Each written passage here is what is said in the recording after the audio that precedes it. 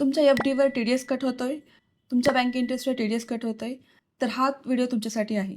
नमस्कार, मी सी-ए हेमा जाधव. आज आपण खूप महत्त्वाचा विषय बघणार आहोत. फॉर्म 121. पूर्वी आपण फॉर्म 15H आणि फॉर्म 15G बँकांना सबमिट करायचो. फॉर्म 15H हा सिनियर सिटिझन लोकांसाठी होता आणि फॉर्म 15G हा इतर लोकांसाठी आपण यूज करायचो. आता 1 एप्रिल 2026 पासून इन्कम टॅक्स ॲक्ट 2025 नुसार एकच फॉर्म आलेला आहे, तो म्हणजे फॉर्म 121.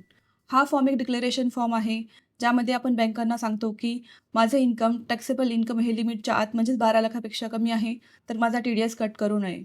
सो हा फॉर्म एक टी-डी-एस डिक्लेरेशन आहे, जो आपण बँकांना, पोस्ट ऑफिसला आणि जिथे तुमचा टी-डी-एस कट होतो तिथे सबमिट करतो.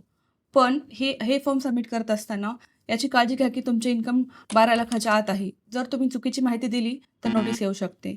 सो असेच काही महत्त्वाचे अपडेट्स आणि टॅक्स अपडेट्स जाणून घेण्यासाठी माझे चॅनल सबस्क्राईब करा. Thank you.